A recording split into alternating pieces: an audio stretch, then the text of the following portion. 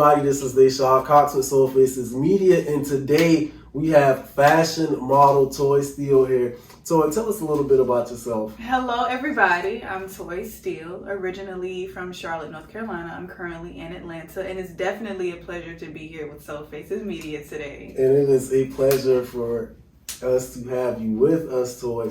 So, quick question. I want to know, where did the name Toi originate from for you? Because I feel like it's a very unique name. I've heard of maybe like Latoy, because I went to school with a young lady and her name was Latoy, but just to hear Toi by itself, I feel like it's very unique, and I'm definitely interested to figure out, where did that come from?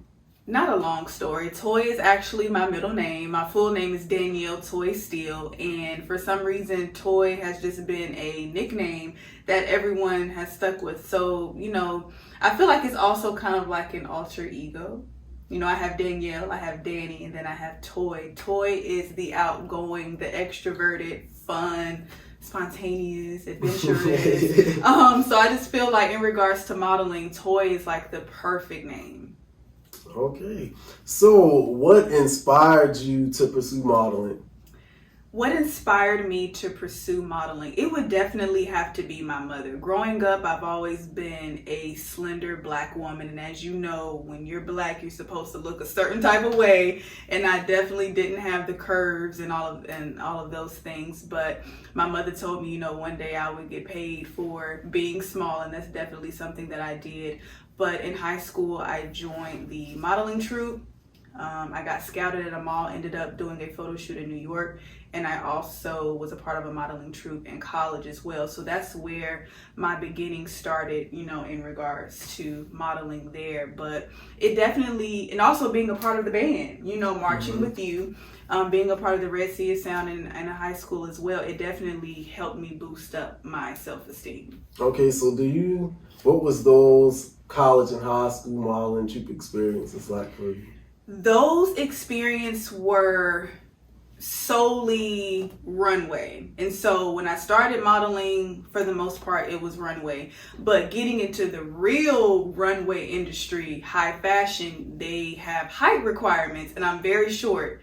Well, average. I'm 5'6", so when it comes to high fashion runway, they want you to be 5'8" with no heels. That's the shortest that you can be. So I don't do as much runway now. Definitely do more printing now. Okay, so who would you say is your biggest influence in the modeling and fashion industry, and why? That is a very interesting question. It used to be Tyra Banks growing up. America's Next Top Model used to be my absolute favorite show. I just knew that when I turned 18, I was going to be on there. So what was your favorite season? Oh, gosh. The one with Eve. Okay, because I remember whenever the show is running, me and my sister used to actually watch Top Model. Oh gosh, what was the young lady name? I think she might have won either before or after Eva. Oh gosh, I can see her face now. Yeah. But yeah, I watched a lot of the seasons. Yes. Yeah, but Eva, the season with Eva was also a really good. Yeah, and I think it's crazy how a lot of people are bashing Tyra Banks now, because looking back, the show was super crazy. But I'm pretty sure when it comes to high fashion, that's probably how harsh the modeling industry is. Oh yeah, I'm more sure of it. Yeah. So with modeling, how do you seek, gigs? Like, how do you go about seeking and securing that bag? Oh my goodness. Being in Atlanta has definitely opened my eyes to modeling, because that's a hot place if you want to model. There are a lot of casting pages on Instagram that I follow, but you have to know what type of modeling or type of model that you are, because I follow a lot of casting pages that look for video models. I'm not a video model. I don't have that body structure to be a video model. And so most of the casting calls, anything high fashion or just needing, I don't want to consider it like a regular model, but maybe print or runway type of castings. Okay. Yeah. So with your gigs, like, how would you typically prepare for a photo shoot or an event? First of all, the process of applying, you have to give your name, your Instagram handle, any type of social media handles, maybe like a couple of pages of photos, your favorite photos, making sure that you have a headshot and body shot, and make sure that you're sending that information to the email. But preparing, you have to really research the company that you're going to be modeling for, because, there's modeling where you're going to have to be super pretty and glamorous, and some, photo shoots you're going to have to be a little bit more rugged. So you have to know the type of content that you're trying to create and make sure that you are performing to fit their brand. Correct. I understand that. Mm-hmm. So, being that you have been doing this for a while, I'm sure that you have had a time, you have had maybe a difficult experience or two at a shoot. And if you have, what is the worst or, like I said, most difficult photo shoot experience you have had, and how did you handle it? I would have to say that Asian Doll music video. Oh, Asian Doll. Okay. Yes, Asian Doll. And that proved to me that I'm not a video vixen. I'm not, because when I walked into the place, the models looked very different from me, I would have to say. A lot of them were foreign looking, light skin, pretty hair, big butts, so complete opposite of me. And so I noticed how they were the ones that got like the lead roles, which was very interesting. But in regards to body structure, you definitely have to have that Instagram body shape when it comes to doing video shoots, rap, R&B, things like that. They definitely have a specific look that they're looking for. But I think it was very difficult because the shoot was like 12:30, but it didn't actually, 12:30 p.m. Oh, okay. And the shoot didn't actually start to maybe like 3 or 4. And then my part didn't come up until like 8 p.m. Oh. So it's not very structured, but they fed us. Okay. Yeah, we did eat. At least they didn't leave y'all hungry. Yes, because that was a long time to be there. Yeah. And photo shoots are very long, and it makes you super tired, because you have to be there from whatever time and you don't leave until you're finished. So I think the Asian Doll video was probably the most stressful for me, because I feel like I didn't fit in, and I was like, when are we gonna leave? Oh, yes. So as a model, do you feel like what do you feel like are your strengths when it comes to modeling? And if you feel like you have any weaknesses, or so, what do you feel like those weaknesses are, and how do you work on improving them? Okay, good question. I feel like my strengths, wow. I understand the assignment. I've done a couple of photo shoots that require different looks. Some looks, they want you to be very dark. And then certain looks or certain brands, they want you to be a little funky or a little sexy, or maybe more cool and relaxed. So I kind of know how to bring those energies out of me.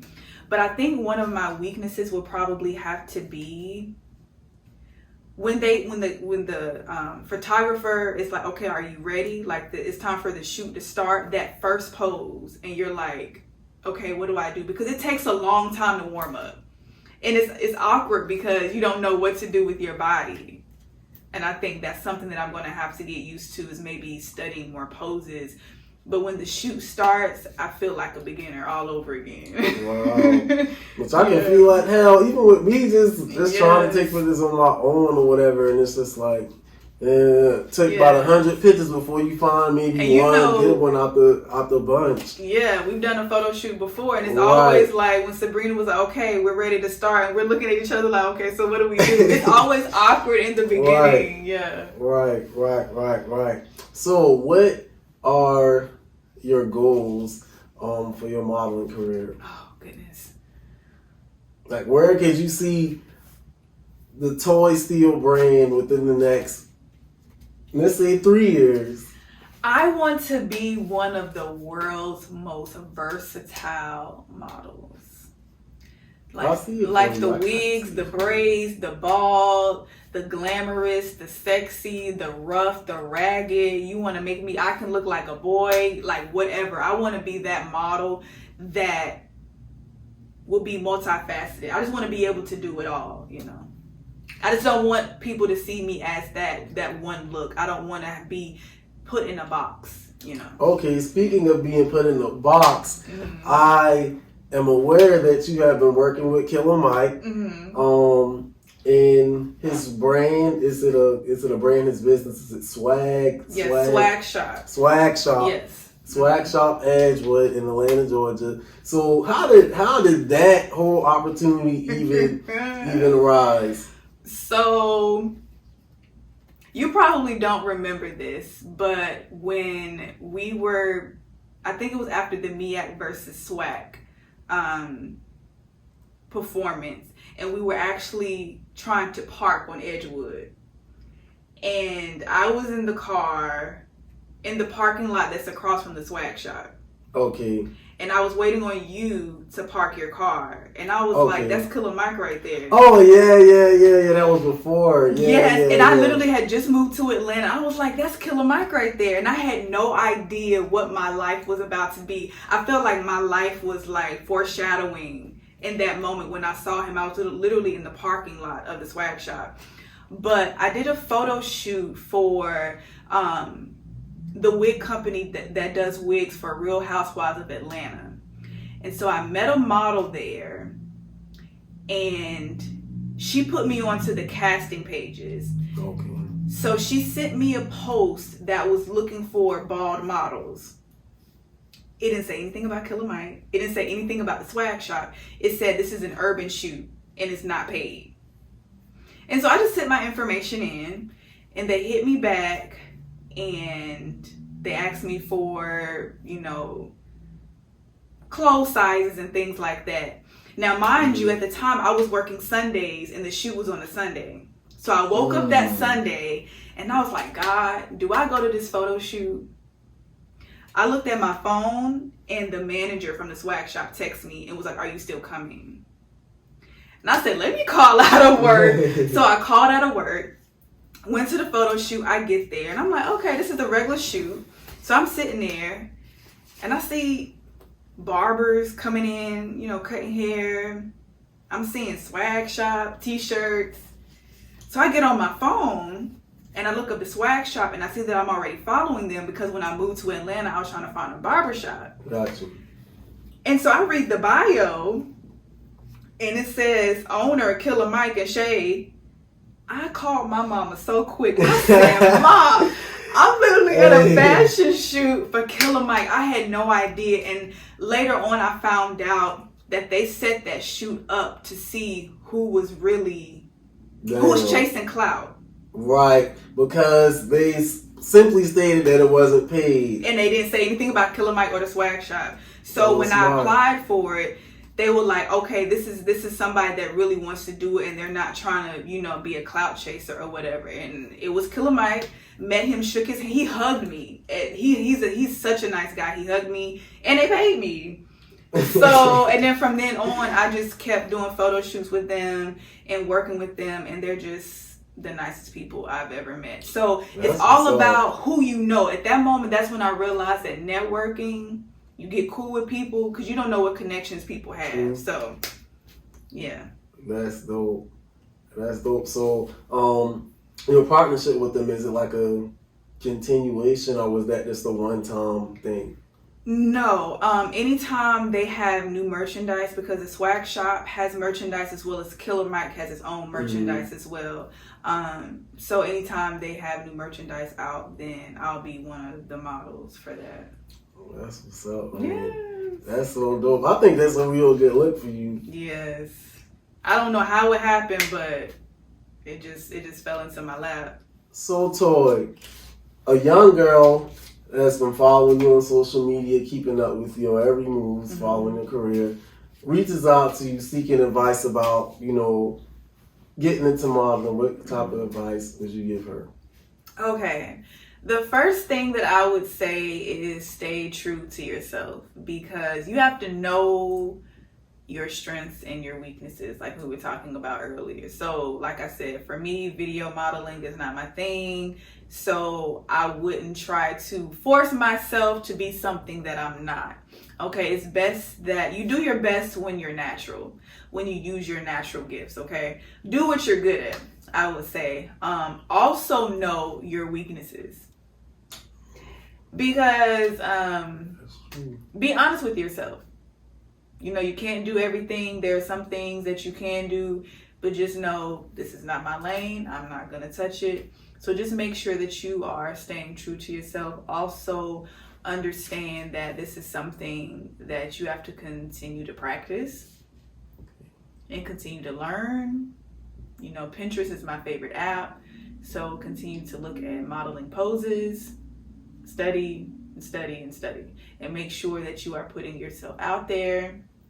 Be mindful of the content that you're putting on your page, and make sure that you're following the necessary casting pages. Make sure that you are applying as well. Just get yourself out there as much as you can and stay true to yourself. All right. Well, thank you so much, Toi. That is all we have for you. Let them know your Instagram and any social media handles that you have so they can stay connected with you. For sure. You guys can follow me on my Instagram page, _Stiz. STIZZZ. And if you want a personal tarot reading, you can follow me at toiboxtarot, TOIBOXTAROT. And thank you so much, SoulFaces. Thank you, Shad, for allowing me to be here with you. Thank you, Toi, for allowing me to tap into your modeling side. Yes, thank you. Yes. All right, you guys. Once again, this is Deshaun Cox and SoulFaces Media. Make sure that you guys like, subscribe, and share, and we'll catch y'all the next time. Bye.